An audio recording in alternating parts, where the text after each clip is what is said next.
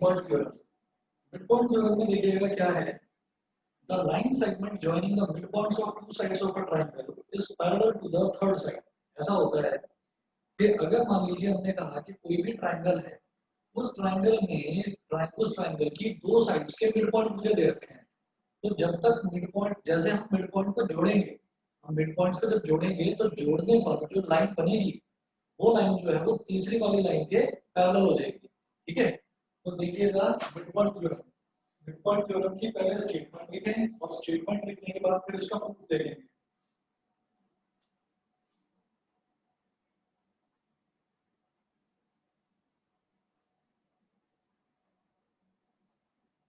Statement है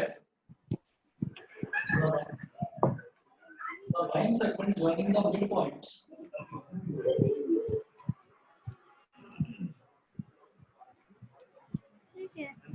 slab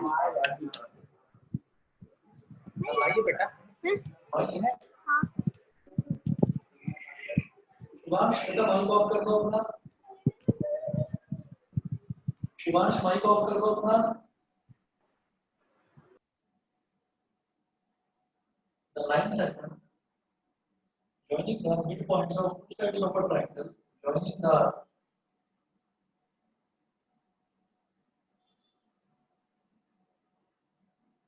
midpoints of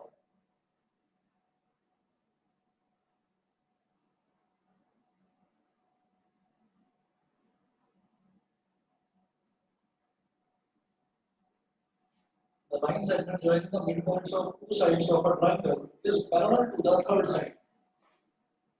Is parallel to the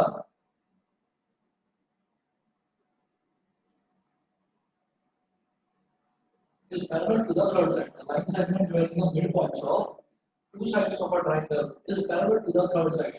मतलब ऐसे मान लीजिए हमारे पास एक ट्रायंगल है,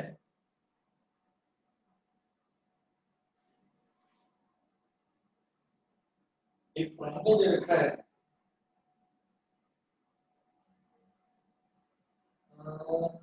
ए बी सी ट्रायंगल दे लेते हैं, ए बी सी ये ट्रायंगल ले लिया। अब ए बी का मिड पॉइंट ये है, ए बी के मिड पॉइंट को बोल दीजिए ई और ए सी के मिड पॉइंट को बोल दो एफ। ए बी के मिड पॉइंट को बोल दीजिए ई और ए सी के मिड पॉइंट को बोल दीजिए एफ। ई और एफ को ऐसे ज्वाइन कर दिया, ई और एफ को ज्वाइन कर दिया ऐसे, और उसके बाद अब ये कहेंगे यहाँ पर कि जैसे मान लीजिए हमने कहा कि एक ट्रायंगल है ए बी सी, एक ट्रायंगल है ए बी सी, तो ए बी का मिड पॉइंट है मान लीजिए ई और ए सी का मिड पॉइंट है मान लीजिए एफ। ठीक है, तो क्या करेंगे कि जैसे ये इसका मिड पॉइंट है ई और इसका मिड पॉइंट है ए सी का मिड पॉइंट है एफ, तो अगर मैंने ई और एफ को ज्वाइन कर लिया तो ई और एफ को ज्वाइन करते ही मैं ये कह दूंगा ये जो ई एफ है ये बी सी के पैरेलल है। ये मिड पॉइंट थ्योरम होता है। मिड पॉइंट थ्योरम क्या है कि ए बी का मिड पॉइंट इधर है ई और ए सी का मिड पॉइंट है एफ, तो आपने अगर इन दोनों मिड पॉइंट्स को ज्वाइन कर लिया यानी कि ई एफ, तो ये E F will be parallel to B C. ठीक, तो ये चीज मेरे को प्रूव करनी है, मिड पॉइंट थ्योरम जो है वो आई कैसे, इस चीज को मुझे प्रूव करना है। ठीक, देखिएगा क्या करना है यहाँ पर,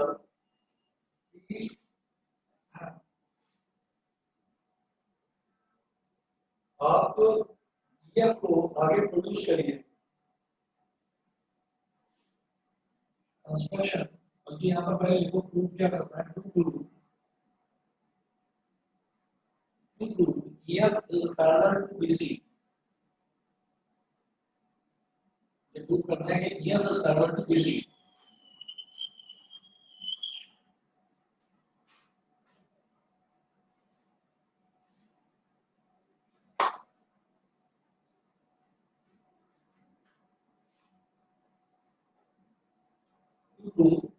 EF is parallel to BC, ये काम करना है।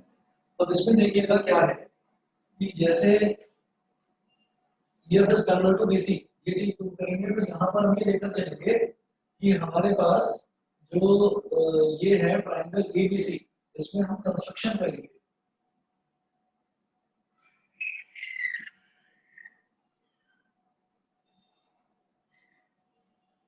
कंस्ट्रक्शन में है कि produce EF,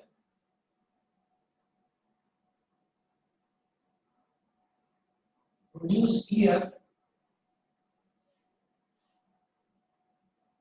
to a point D. Produce EF to a point D. Produce EF to a point D such that CD is parallel to, क्या करना है कि इसको EF को आप ऐसे प्रोड्यूस कर दीजिए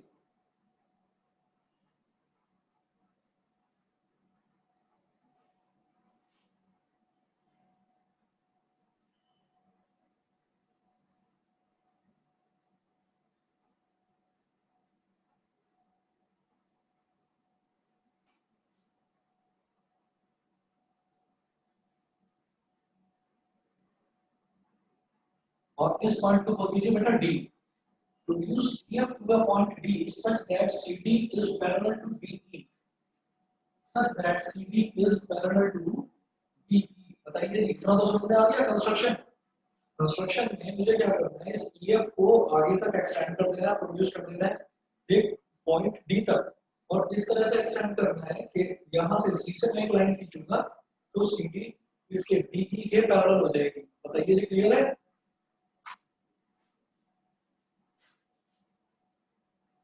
इतना समझ में आ गया? मेरी आवाज आ रही है सभी को? मेरी आवाज आ रही है सबको? ठीक है।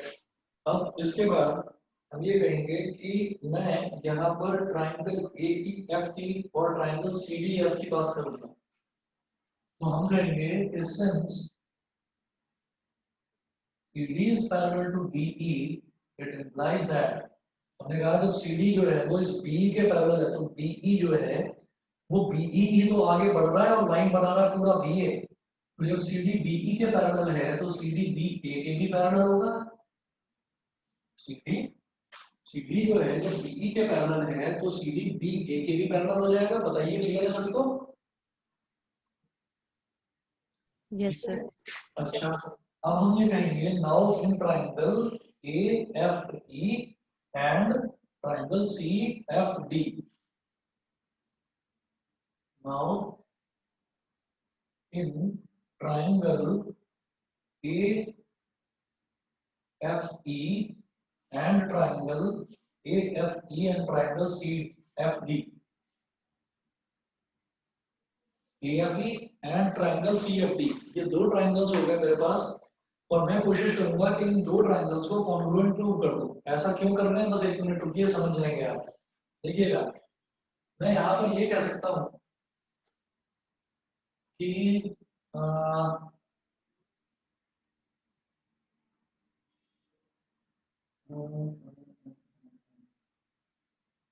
देखिए, हम ये कह देंगे कि एंगल AEF ये वाला एंगल और एंगल CDF ये एंगल और ये एंगल इक्वल हो जाएंगे। बताइए, angle AEF is equal to angle CDF is equal to angle CDF, angle AEF is equal to angle CDF, ये ऑल्टरनेट इंटीरियर एंगल्स हो गए। रीजन में मैं लिख रहा हूं alternate interior, alternate interior angles since CD is parallel to BA। बताओ कि इतना क्लियर है? इतना समझ में आ गया? बताइए। Yes sir. शिवांश, ठीक है, दोबारा बताता हूँ, देखिएगा। Yes sir. हाँ जी, मैं बात करता हूँ ट्रायंगल AFE की और ट्रायंगल CFD की, इन दोनों की हम बात करते हैं। तो यहाँ पर देखिए एंगल AEF ये वाला एंगल और एंगल CBDF ये वाला एंगल ये दोनों इक्वल हो जाएंगे क्योंकि ये जो लाइन है ना BA और ये जो लाइन है CD ये दोनों की दोनों पैरेलल लाइंस हैं। तो जब दोनों पैरेलल है तो ये वाला एंगल और ये वाला एंगल क्या हो जाएगा? Alternate interior angles. बताओ समझ गए? बताइए जी, क्लियर है? Yes, sir. ठीक है, तो अब ये चीज हो गई हमारे पास ABF is equal to angle CDF because they are alternate interior angles। उसके बाद नेक्स्ट हम ये कहेंगे कि ये जो है Sir, angle AFE equals to angle CFD. बिल्कुल सही, angle AFE is equal to angle CFD।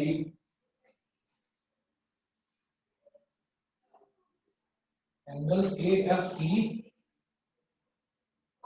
is equal to angle CFD। Reason क्या है? वर्टिकली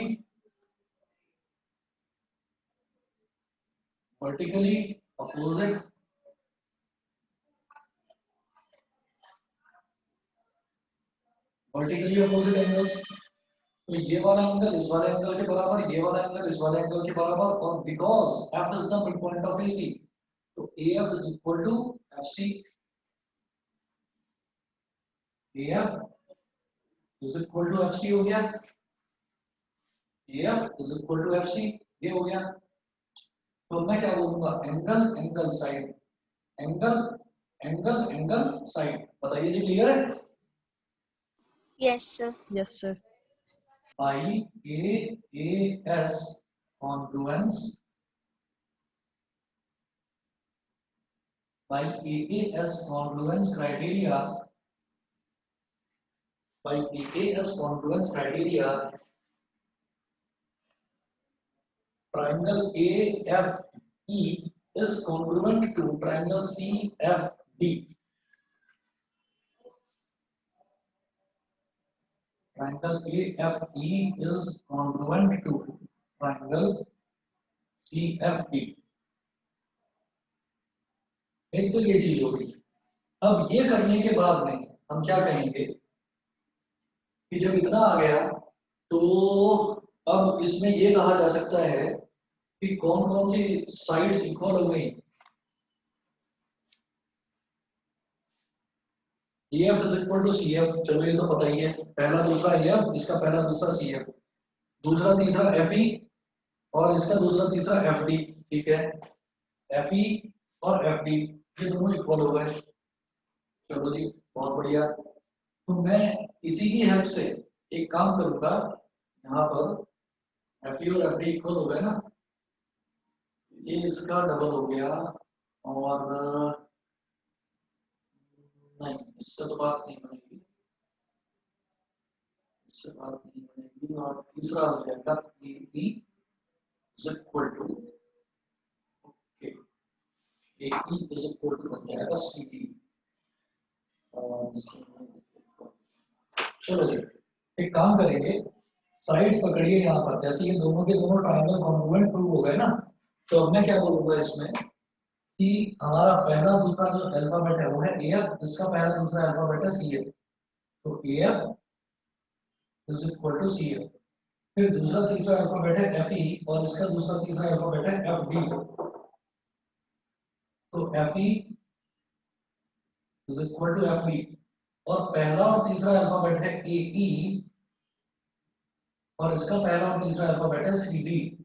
मेरे काम का यहाँ पर ये है कि AE CD के इक्वल हो गया। ठीक है, ये कहेंगे AE is equal to CD। तो ये तीन चीजें आ गई, इसको क्या कहते हैं? CPCT। यहाँ तक सभी को क्लियर है? AE is equal to CD आ गया। Yes, sir. ठीक है, अब हम कहेंगे जब AE is equal to CD आ गया, since AE is equal to CD but AE is equal to BE because E is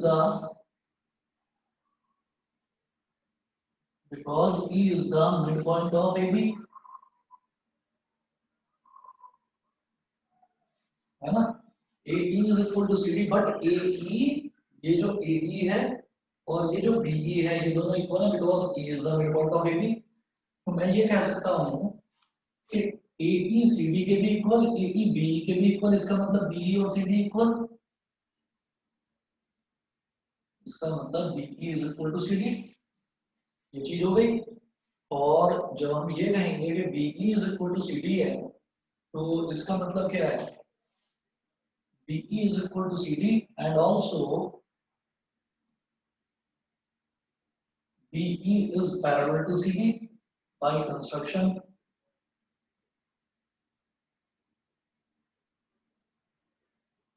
by construction BE जो है वो CD के पैरेलल भी है। देखो BE CD दोनों के दोनों पैरेलल हैं, ये हम पहले ही देख चुके हैं कंस्ट्रक्शन में। तो जब BE CD के इक्वल है और BE CD के पैरेलल है, जब BE CD के इक्वल भी है और BE CD के पैरेलल भी है, therefore EDCB, therefore EDCB is a parallelogram। Clear है? Yes. And so ED is parallel to BC, and so ED is parallel to BC, that is EF is parallel to BC। हो गया proof? जब ED BC के parallel है तो जो side ED है, ये जो साइड ED है इसी का तो छोटा सा टुकड़ा है EF, तो इसका मतलब EF भी BC के पैरेलल होगा। तो ये सबको समझ में आया कि नहीं?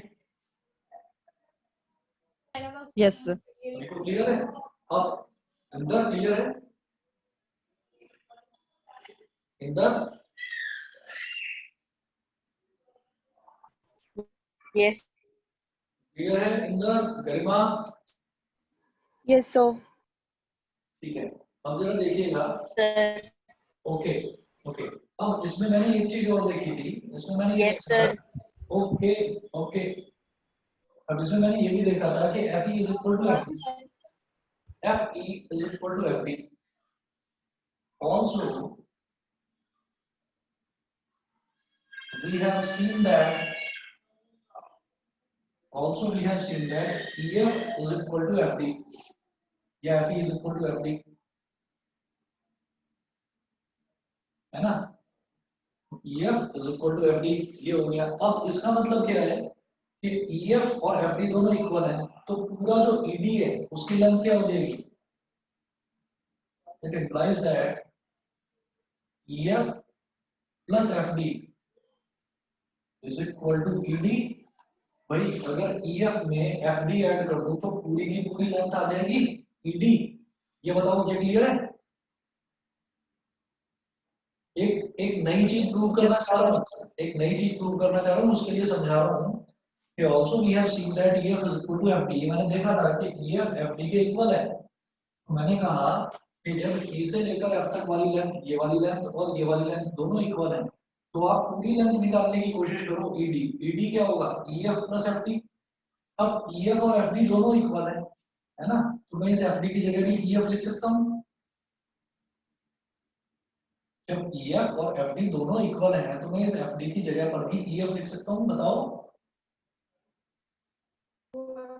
बताइए। Yes, sir. समझ गए ना? तो EF प्लस EF क्या हो गया? Twice of EF। EF plus EF क्या हो गया? Twice of EF is equal to ED। तो इसका मतलब क्या होगा कि EF क्या हो जाएगा? EF हो जाएगा हाफ ऑफ ED। EF हो जाएगा हाफ ऑफ ED। जब EF की वैल्यू हाफ ED के बराबर हो गई और ED क्या है? ED BC के इक्वल है, but ED is equal to BC। रीजन में क्या लिखेंगे? Opposite sides of a parallelogram,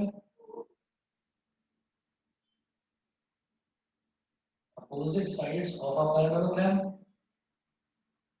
है ना? ED is equal to BC, ED की जगह BC डालो, ये हो गया EF is equal to half of BC। एक चीज ये भी प्रूव हो गई। तो मिड पॉइंट थ्योरम में दो चीज लेकर चलना, हालांकि बुक में एक ही चीज दे रखी है, आप दो चीज लेकर चल सकते हैं कि the line segment joining the midpoints of two sides of a triangle is parallel to the third side. ये जो लाइन सेगमेंट है ये पैरेलल है थर्ड साइड के and is equal to half of it, and is equal to half of it. ये EF BC के parallel तो है, वो तो हमने प्रूव कर दिया, और EF की जो लेंथ है वो BC के लेंथ की आधी है। EF is equal to half of BC। बताओ समझ में आ गया? Yes, sir. समझ में आ गया? तो मिड पॉइंट थ्योरम को कंप्लीटली इस तरह से लेकर चलेंगे कि whenever we join the midpoints of two sides of a triangle, then the line joining the midpoints is parallel to the third side and is equal to half of the third side. EF is equal to half of BC. सही है, समझ गए? चले आगे। Yes, sir. Yes, sir. ठीक है जी। अब उसके बाद हम इसी थ्योरम का कन्वर्स करते हैं। इस थ्योरम का कन्वर्स क्या है वो अभी बताता हूँ।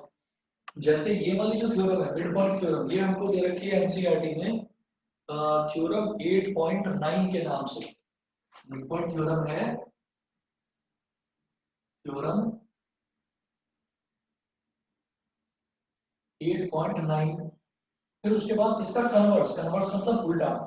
उल्टा क्या है, यहाँ पर क्या दे रखा था कि अगर किसी भी ट्रायंगल के मतलब किसी भी ट्रायंगल की दो साइड्स के जो मिड पॉइंट्स हैं अगर उनको ज्वाइन करा जाए तो वो जो लाइन बनती है वो तीसरी साइड के पैरेलल होती है। तो इसका कन्वर्स यानी कि इसका उल्टा क्या हो जाएगा कि अगर किसी भी ट्रायंगल के अंदर कोई एक ऐसी लाइन है, कोई एक ऐसी साइड है जो दो साइड्स को काटती हुई जा रही है ना, और वो तीसरी साइड के पैरेलल है, तो इसका मतलब वो दोनों साइड्स को अपने अपने मिड पॉइंट्स पर काटेगी।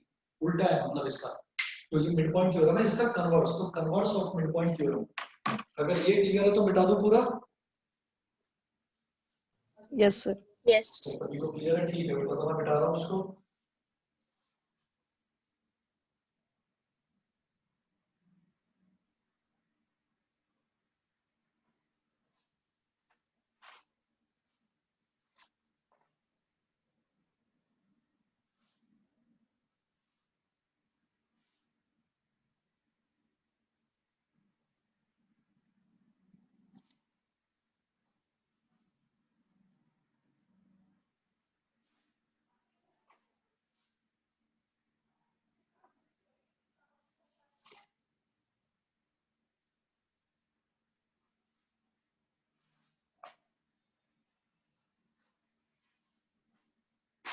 देखिए जी, अगली थ्योरम है converse of mid point theorem.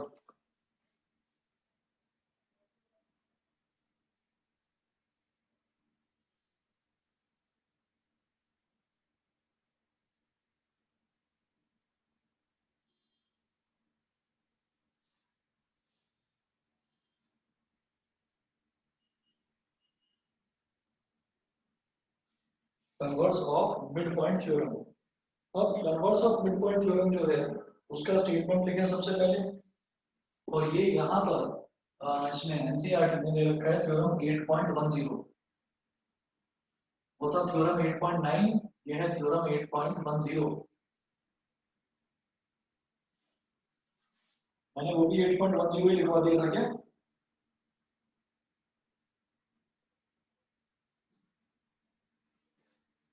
इसका statement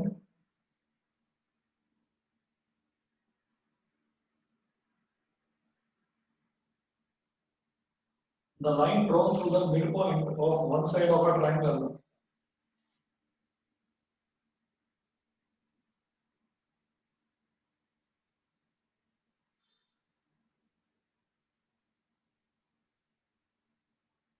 the line drawn through the midpoint of one side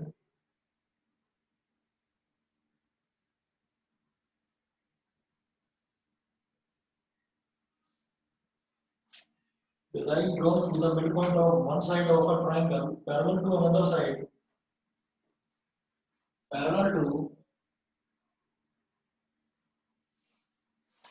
parallel to another side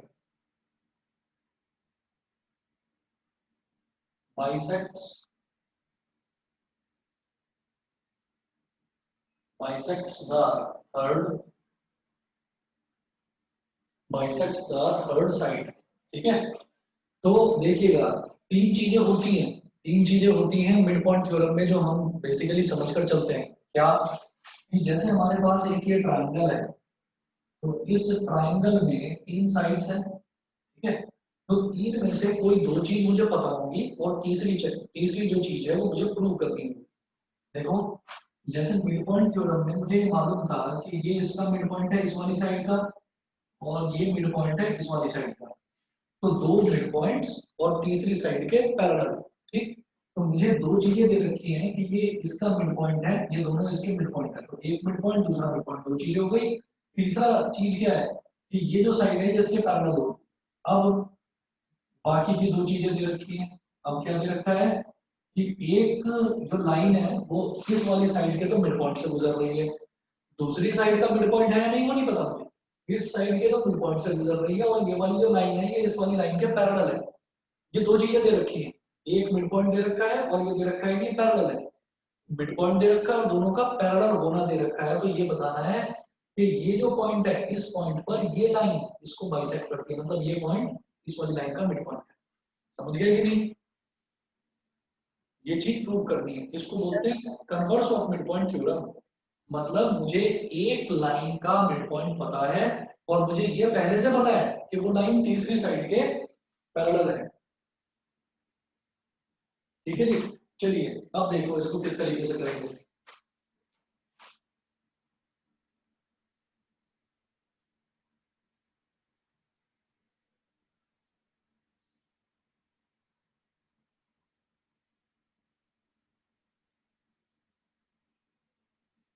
देखो इसमें हमें एक ट्रायंगल दे रखा है, ये ऐसे है ट्रायंगल, बिल्कुल वैसा ही ट्रायंगल बनाओ जैसा पहली वाली थ्योरम में बनाया था। ए बी और सी,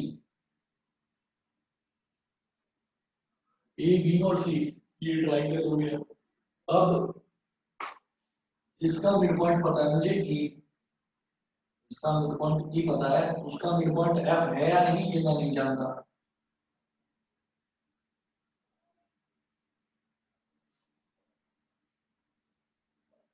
हम ये कहेंगे इस पॉइंट को बोल दीजिए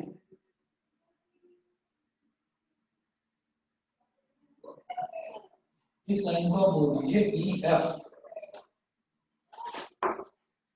और इसको अभी मत ड्रॉ करो। लिखिएगा given given E is the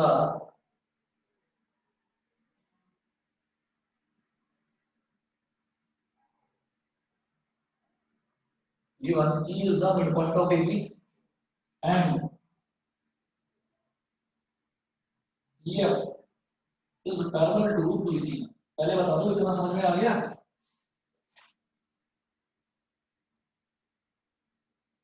बताइए इतना समझ में आ गया?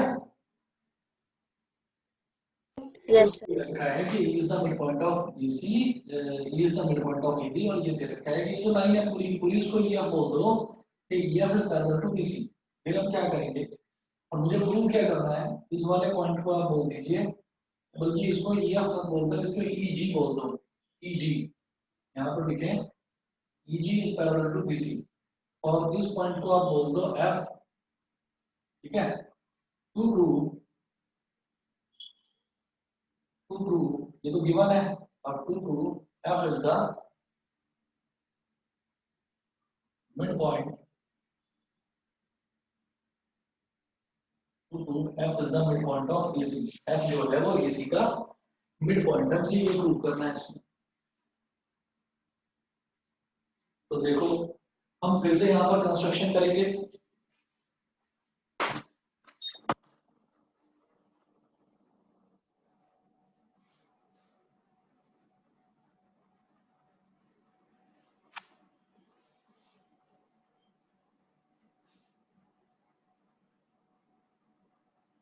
कंस्ट्रक्शन करेंगे तो कंस्ट्रक्शन में लिखिएगा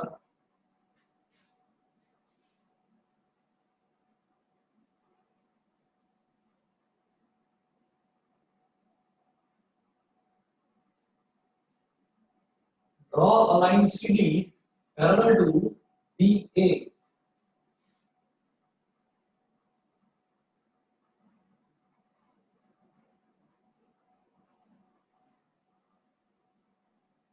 Draw a line CD parallel to BA. मैं जब कुछ का एक लाइन ड्रॉ करूंगा CD जो कि BA के पैरेलल होगा, ठीक है?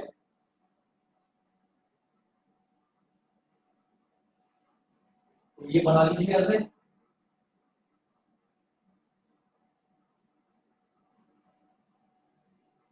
बोलते B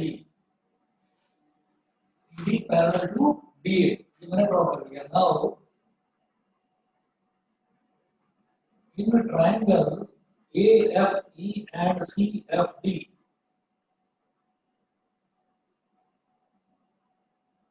AFE and triangle CFD, ये दो ट्रायंगल दे रखे हैं।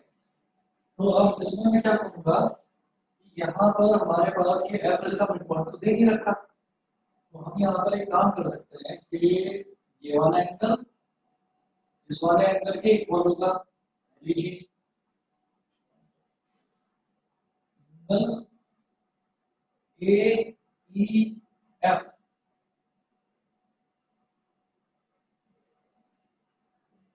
Angle A E F is equal to angle C D F. Reason में लिखिए alternate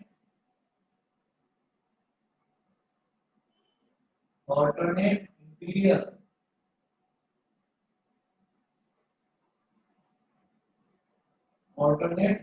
angles since CD is parallel to BA।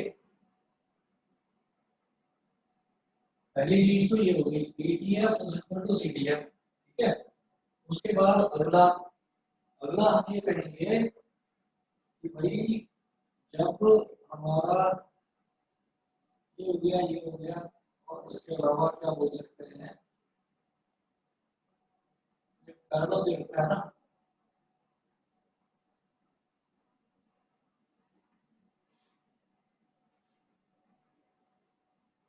ठीक है?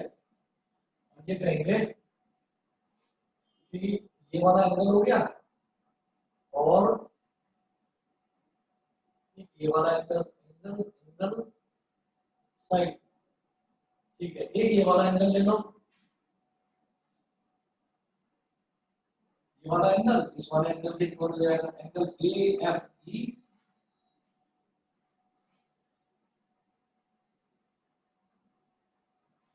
Angle AFE is equal to angle CFD is equal to angle CFD। Reason अरे समझ में नहीं आ रहा सभी बच्चों को, चुपचाप बैठे हुए हो। Yes, sir. आदित्य अनमोल कहाँ हो दोनों?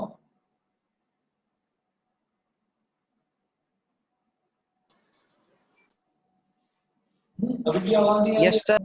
और आदित्य कहाँ हो गए दोनों के दोनों चुप बैठे हुए हो?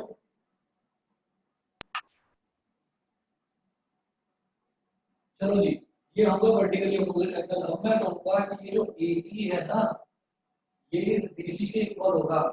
अब बताते हैं रीजन क्या है।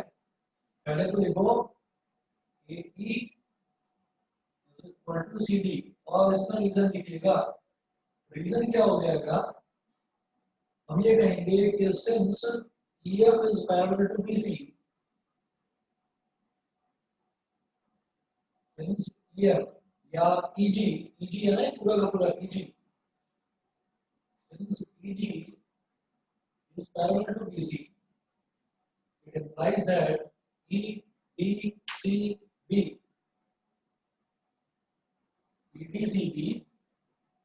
is a parallelogram। समझ जाइएगा आप बात को कि इससे पहले वाले में मैंने कहा था, इससे पहले में मैंने AE और CD को इक्वल नहीं माना था। इससे पहले वाले में F is the midpoint of AC ये गिवन था, तो मैंने AF को और FC को इन दोनों को इक्वल लिया था। लेकिन यहाँ पर मैं AE और CD को इक्वल ले रहा हूँ, क्यों ले रहा हूँ वो चीज बता रहे हैं। वो इक्वल इस वजह से ले रहे हैं क्योंकि आप देखिए कि ये जो पूरी की पूरी लाइन है EG और ये जो पूरी की पूरी लाइन है BC, EG is parallel to BC, ये दे रखा है EG is parallel to BC। अब जब ये पैरेलल दे रखा है इसका मतलब EB और दूसरा मैंने लिया था BE और CD को मैंने बाय कंस्ट्रक्शन कह दिया था कि ये पैरेलल है। EG is parallel to BC and CD is parallel to BE, ये मैंने कंस्ट्रक्शन में करा था। Therefore EBCD is a parallelogram। जब ये पैरेललोग्राम हो गए तो मैं बोलूंगा BE is equal to CD, BE is equal to CD, opposite sides of a parallelogram, ये पैरेललोग्राम की अपोजिट साइड्स हैं, BE is equal to CD। उसके बाद ये BE CD के इक्वल हो गया और BE और AE ये दोनों इक्वल है और BE is equal to AE, therefore AE is equal to CD। और ये चीज मैंने ऊपर लिखी है, बताइए जी सबको क्लियर है? सबको समझ में आ गया? युग समझ में आ गया? Yes sir. है ना? तो AE CD के पैरेलल है तो अब मैं क्या कहूंगा कि देखो दो एंगल हो गए, angle angle angle angle side, angle angle side, तो हम कहेंगे by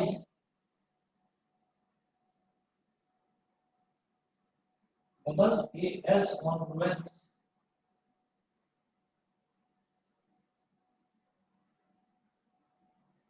by double AS congruence criteria, by double AS congruence criteria, triangle AFE is congruent to triangle CFD. Triangle AFE is congruent to triangle CFD. ये दोनों triangles congruent हो गए। अब जब ये congruent हो गए, मुझे क्या प्रूव करना था? बस ये याद रखिए F is the midpoint of AC। तो मुझे तो ये प्रूव करना था कि AF और FC इक्वल आ जाए। हो गया? हमारा पहला दूसरा अल्फाबेट क्या है? AF और इसका पहला दूसरा अल्फाबेट क्या है? CF। AF is equal to CF, hence F is the midpoint of AC। ये प्रूफ हो गया, बताइए सभी को क्लियर है? Yes sir. ये कहलाती है converse of mid point theorem. अब इसके बाद आप इसके क्वेश्चंस देखिएगा, जैसे एग्जांपल नंबर 7 है, यहीं पर पेज नंबर 149 पर एग्जांपल नंबर 7 है।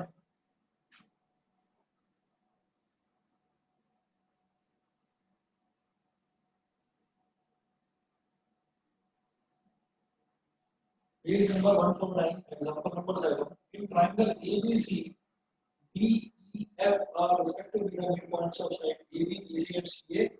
See figure 8.20. Show that triangle ABC is divided into four congruent triangles by joining D, E and F। By joining D, E and F। अब जरा देखिएगा किस तरीके से प्रूव करा जा सकता है इस क्वेश्चन को। यहाँ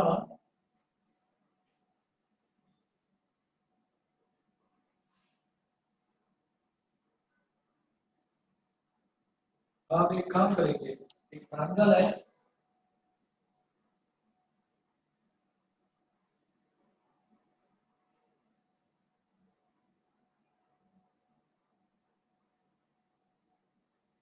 A, B और C। A, B और C एक ट्रायंगल दे रखा है और इसमें B तो है AB का मिड पॉइंट और E है BC का मिड पॉइंट। B तो AB का मिड पॉइंट है और E है BC का मिड पॉइंट और F है AC का मिड पॉइंट। तो D को, F को और E को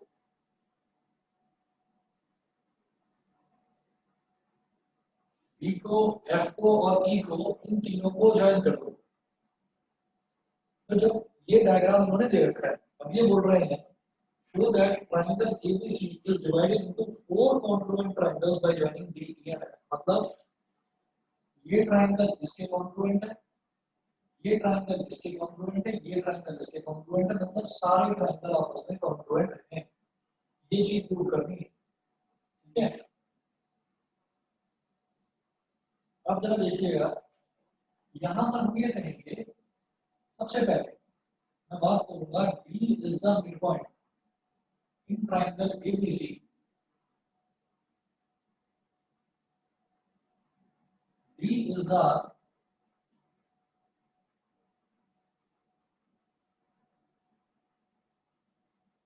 is the midpoint of AB and D is the midpoint of AB and F is the midpoint of AC.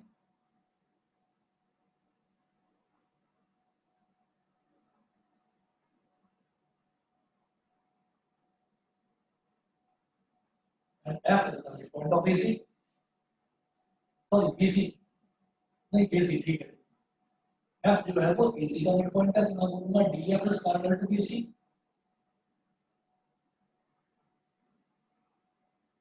Implies that DF is parallel to BC. और बस यहाँ पर आप लिख देंगे by midpoint theorem. By midpoint theorem. ये आपने mention कर दिया कि DF is parallel to BC. तो DF BC के पैरेलल भी होगा और DF BC के हाफ के इक्वल भी होगा, and DF is equal to half of BC। बताइए ये क्लियर है कि नहीं? Yes, sir. DF BC के इक्वल है और DF BC के आधे के भी इक्वल है, DF हाफ ऑफ BC के भी इक्वल है। तो हाफ ऑफ BC कितना हो जाएगा, ये देखो जरा, बताएंगे हाफ ऑफ BC क्या होगा? Sir, BE. बिल्कुल सही, BE। BC का जो हाफ है, because E is the midpoint of BC, है ना। E जो है वो BC का midpoint है, तो BC का हाफ BE भी कहलाएगा और EC भी BE का हाफ BC का हाफ होगा।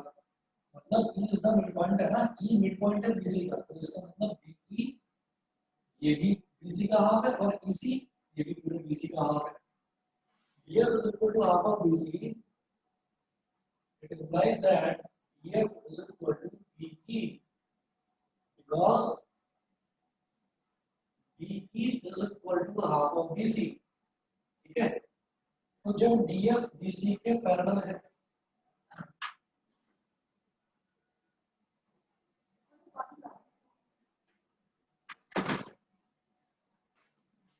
जब DF जो है वो BE के पैरेलल भी है, BC के पैरेलल मतलब BE के पैरेलल, तो DF BE के पैरेलल है और DF BE के इक्वल भी है, तो हम क्या बोलेंगे, DFEB is a parallelogram।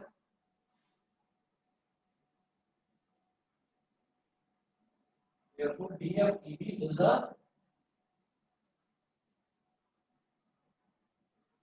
parallelogram। So triangle DEB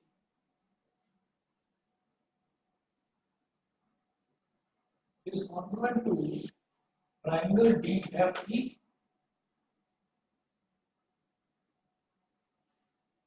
triangle DEB is congruent to triangle DFE। ये दोनों ट्रायंगल कॉन्ग्रुएंट होगा। इसका रीजन क्या होता है कि ये जो है ना DE, ये क्या हो गया, DFEB इस पैरेललोग्राम का डायगोनल हो गया है।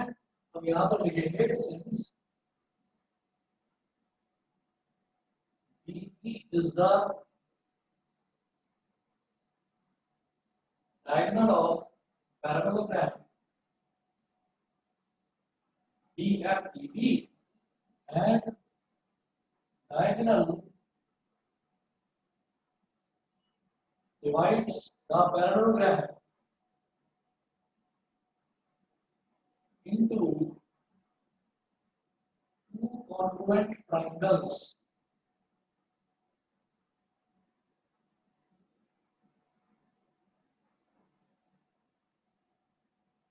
Divides the parallelogram into two congruent triangles। बताइए जी समझ में आया? Yes, Yes, sir. अगर इतना क्लियर है तो आप ये देखिएगा कि जब मैंने BFEB को पैरेललोग्राम प्रूव करा तो ये ट्रायंगल इस ट्रायंगल के कॉन्ग्रुएंट हो गया।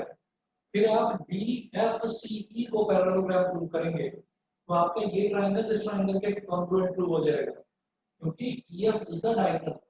फिर आप क्या करोगे DAFE इसको पैरेललोग्राम प्रूव करेंगे तो ये ट्रायंगल इस ट्रायंगल के कॉन्ग्रुएंट प्रूव हो जाएगा। जब ये इसके भी कॉन्ग्रुएंट, ये इसके भी कॉन्ग्रुएंट और ये इसके भी कॉन्ग्रुएंट, तो चारों ट्रायंगल आपस में कॉन्ग्रुएंट। बताइए समझ में आया? Yes, sir. करेंगे इसको कंप्लीट कर लेंगे अपने आप। इसको करके देखिएगा अपने आप कंप्लीट। अगर हो जाता है तो बहुत बढ़िया, नहीं तो कल यहीं से करवाता हूँ आगे कंटिन्यू। ठीक है, अगर आपसे हो जाता है ये प्रूफ तो बहुत अच्छी बात है, नहीं तो कल यहीं से करवाऊंगा कंटिन्यू। ठीक है बेटा, और मैं ग्रेविटेशन के नोट्स आज आप लोगों को भेज दूंगा। बस जी आज के लिए इतना ही करेंगे।